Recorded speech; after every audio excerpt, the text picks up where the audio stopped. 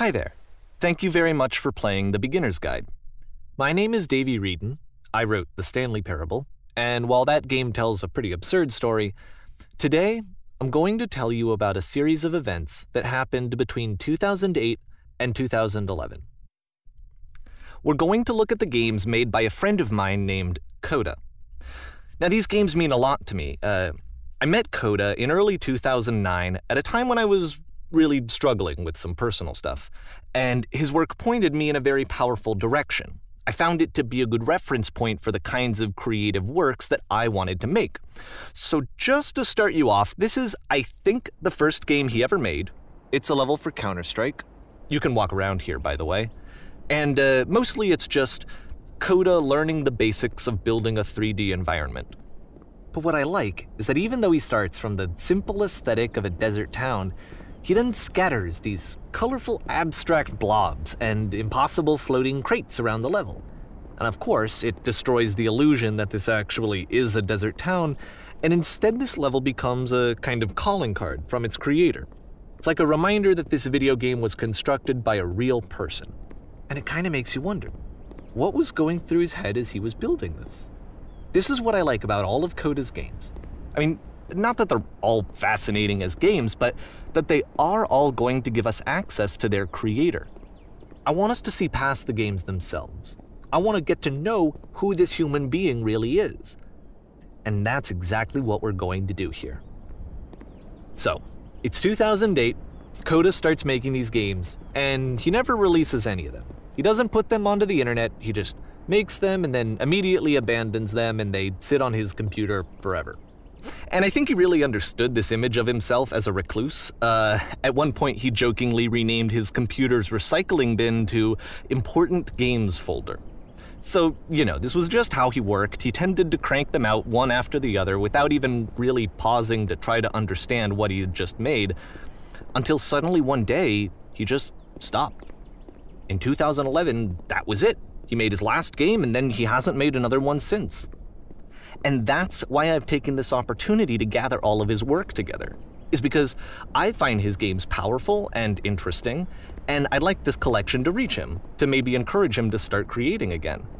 And if the people like you who play this also happen to find his work interesting, then I'm sure it'll just send that much stronger of a message of encouragement to Coda. So thanks for joining me on this. If you have a particular interpretation that I haven't mentioned here, or if you just need to get in touch, you can email me at daveywreden@gmail.com. Okay, that's about it for introduction. Let's take a look at Coda's first proper game. As each game is loading, I'll show you the date that it was completed. This first one was made in November 2008.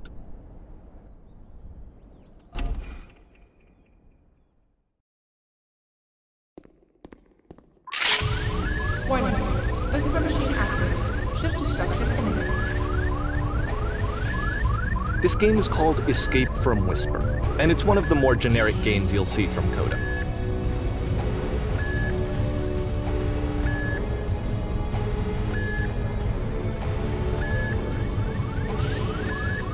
You can click to fire the gun.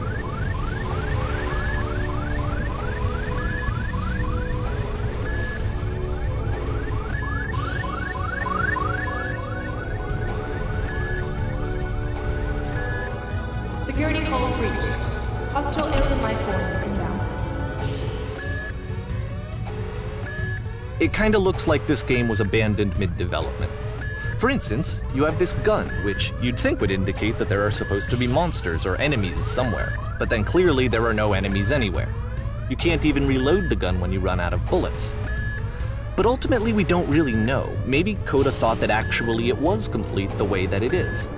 And I think that we should talk about his games for what they are, rather than for what they're not. Enemy force neutralized. Begin ship evacuation.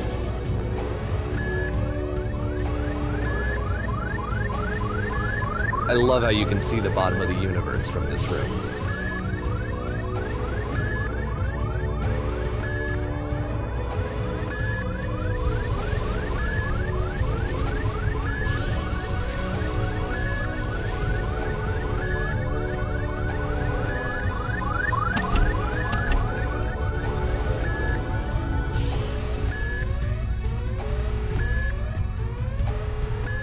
Apparently, this space station has a labyrinth on it.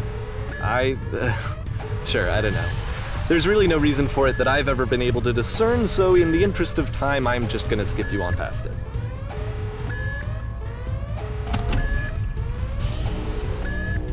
Okay, this is the part that's interesting. The game has this narrative about the whisper machine and how it has to be turned off, and then you get to the engine room. Hey, you there, in the engine room. You could save us all. That beam is powering the whisper machine. We could disrupt it by introducing a great enough heat signature. If your body could stop the beam. It's so much to ask, but for all of our lives, would you do it? Could you give yourself?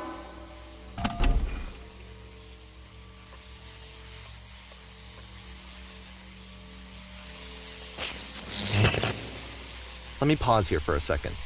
What you just experienced, stepping into the beam and then dying, is probably what Coda had initially intended when he was developing this level. But when he first compiles and plays it, something goes wrong. There's a bug somewhere, and this is what happens instead.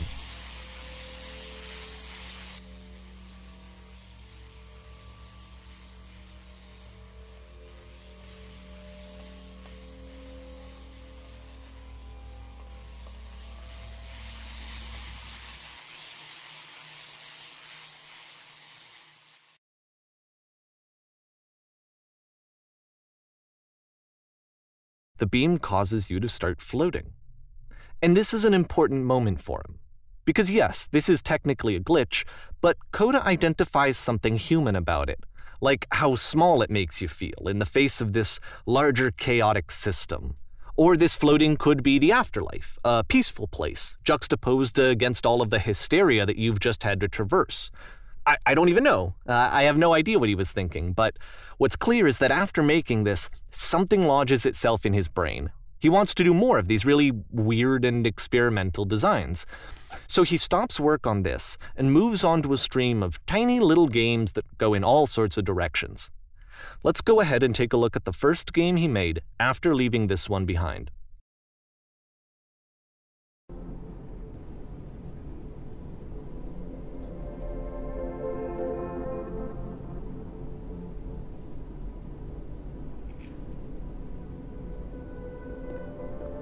Yep, in this game you can only walk backwards.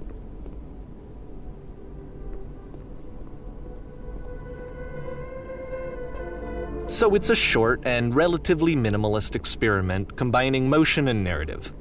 It is less advanced than the previous game, but actually it seems to be more focused, more complete.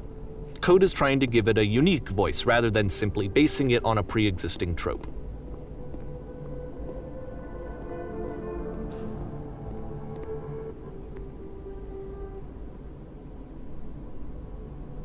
It's a short little thought, it says what it wants to say, and then it ends. Didn't need anything more than that. Which to me is why it works, because it gets out quick. Okay, next one.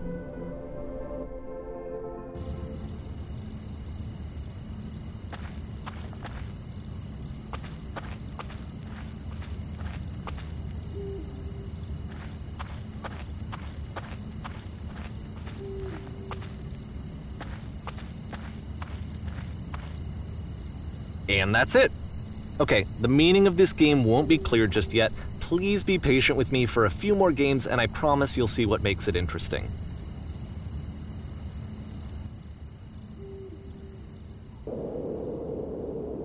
Oftentimes, Coda would put bizarre titles like this one at the start of his games. I wish I'd known him at the time that he was making these early games. He would really only talk to me about his work as he was making it. Once he stopped work on a game, that was it. It was dead to him. And I don't agree with that at all, but what are you gonna do?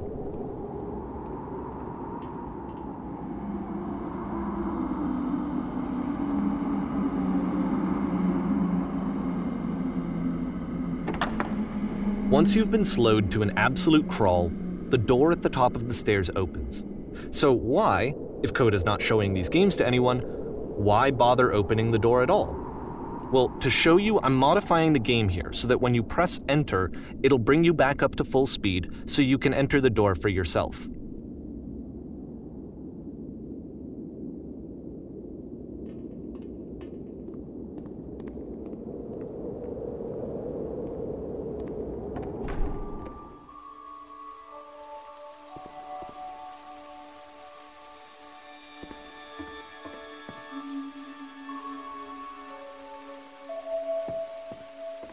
A room that's warm and nice and filled with little ideas for games.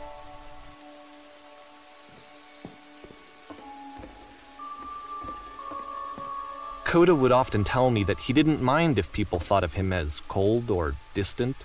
He said that he knew that he was actually a vibrant and compassionate person, but that it takes time to really see that.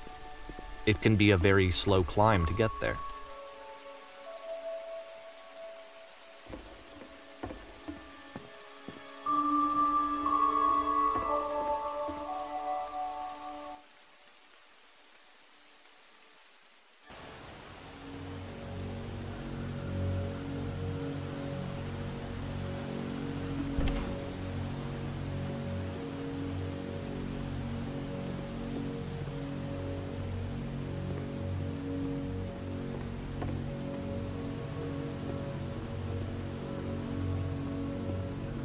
Well, this is new for Coda. It's an actual puzzle. Go ahead and see if you can solve it.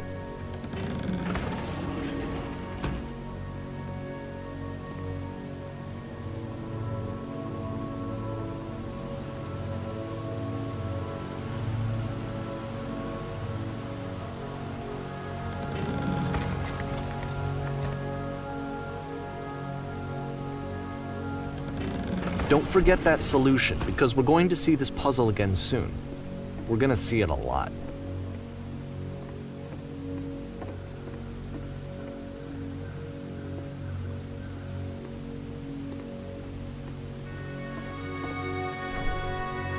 So that seems to be it, right? You walk down a corridor, you solve a puzzle, you get to the end. Simple enough. All right. Now I'm going to modify the game again so that when you press enter, it'll remove all of the walls from this room.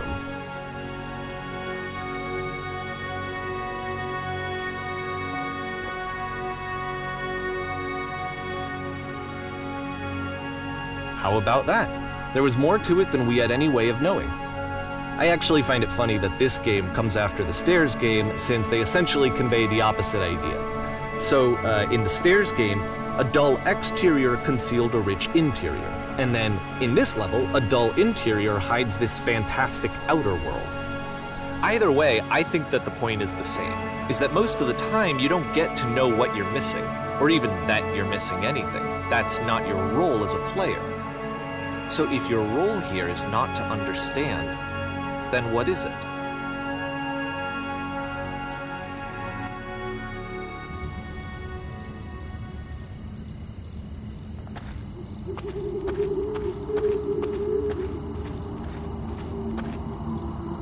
Aha! So, this, combined with the entering game from earlier, tells us that Coda believes his games are connected somehow.